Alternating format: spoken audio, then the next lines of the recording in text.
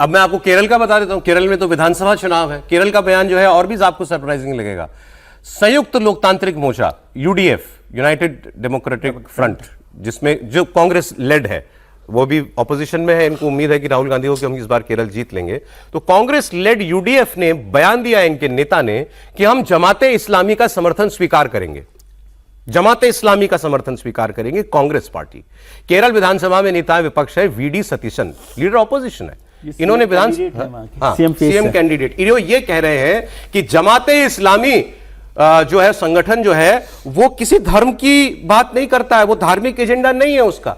जिसके नाम में जमाते इस्लामी, जो नाम जमाते इस्लामी है, लीडर ऑपोजिशन केरल में कांग्रेस पार्टी के नेता कह रहे हैं कि उन्होंने कहा है कि हमारा कोई धार्मिक एजेंडा नहीं है तो हम इनका समर्थन लेंगे।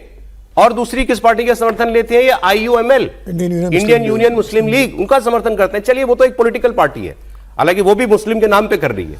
ये क्या कर रहे हैं? जमाते इस्लामी, जमाते इस्लामी दुनिया के जितने देशों में है वो एक ही है। गलत तो नहीं कह रहा सर? बिल्कुल। बांग्लादेश की जमाते इस्लामी, पाकिस्तान की जमाते इस्लामी, कश्मीर में हमारे जमाते इस्लामी और बाकी हमारे देश में जमात एक ही है। तो आपको किस रूप में याद है जमाते इस्लामी, मुझे ये बताइए। बांग्लादेश में जमाते इस्लामी सत्ता में आ जाएगी, इस डर से वहां का जो अल्पसंख्यक हिंदू समुदाय है वो कांप रहा है कि ये सत्ता में ना आ जाए। जमाते इस्लामी रेडिकल थॉट की जननी आप कह सकते हैं उसको। और वो कह रहे हैं कि इनका कोई धार्मिक एजेंडा नहीं, हम इनका समर्थन लेंगे। क्यों लेंगे? मुस्लिम पॉपुलेशन मेरे ख्याल में 25% 27% केरल में है। मुस्लिम समाज के बगैर बात नहीं बनती, कांग्रेस की बात नहीं बन सकती। तो इतनी ओपनली उनको ये बात कहनी पड़ रही, इससे ज्यादा आप कहां जाएंगे? अच्छा, वो लेफ्ट को भी घेर रहे हैं इसमें। ये इन्होंने अच्छा किया कि इन्होंने लेफ्ट को भी घेरा इसमें। इन्होंने कहा कि ये सतीशन साहब ने कहा कि ये जमाते इस्लामी पहले धर्म के आधार पर राज्य का समर्थन करती थी, धर्म के आधार पर राज्य का समर्थन करती थी। 40 साल ये कम्युनिस्टों के साथ गठबंधन में थे, लेकिन तब इनको गलत नहीं समझते थे। लेफ्ट के साथ तो आज लेफ्ट वाले इनको रेडिकल बता रहे हैं। फिर ये आईयूएमएल के लिए भी यही कह रहे हैं ये कि आईयूएमएल को पहले कम्युनिस्ट जो है वो धर्मनिरपेक्ष पार्टी, सेक्युलर पार्टी बताते थे, आज उसको भी कम्युनल बताते हैं। तो खुद एक दूसरे की पोल खोल रहे हैं।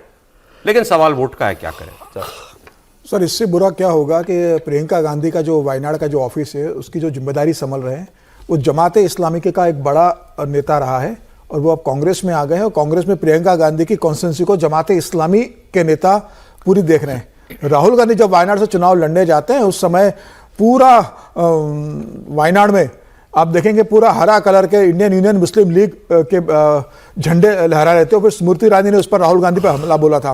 प्रियंका गांधी के समय वो कम किया गया, लेकिन प्रियंका गांधी का वायनाड का जो पूरा ऑफिस है वो पूरा जमाते इस्लामी के गठबंधन इंडियन यूनियन मुस्लिम लीग के लोग चला रहे हैं। वहां प्यून से लेकर कार्यालय प्रभारी तक का जो आदमी कोई कांग्रेस का नेता नहीं है। याद है जब रैली हुई थी तो उसमें झंडे ना दिख जाए, पूरे बिल्कुल इसलिए मना किया गया था, वो कंट्रोवर्सी हुई थी। तो लेकिन हरे हरे झंडे दिखाई, कार्यालय में कौन काम कर रहा है तो आम आदमी को पता नहीं पड़ेगा।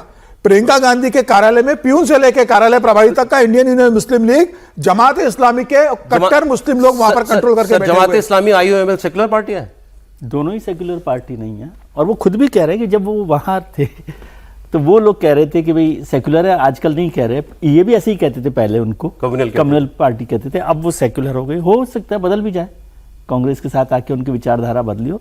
लेकिन कांग्रेस के लिए ये इलेक्शन इतना इंपॉर्टेंट है क्योंकि वो समझ रहे ये मौका ऐसा है कि जब यूडीएफ वहाँ सरकार बना सकती है तो किसी भी हाल में किसी भी तरह, हाँ, इसीलिए जबकि वहाँ पर बदलती रहती है सरकारें। और इस बार के जो लोकल बॉडीज के इलेक्शन है उसमें कांग्रेस ने अच्छा परफॉर्म किया है, तो उनको उम्मीद है तो वो कोई कसर ना रह जाए। तो ये बेचैनी आपने मुस्लिम वोट के लिए देख ली। 2 उदाहरण मैंने आपको तो अभी उन्होंने सतीशुद्दीन तो नहीं कहा ना तेलंगाना में और केरल में, दोनों में आपने देख ली।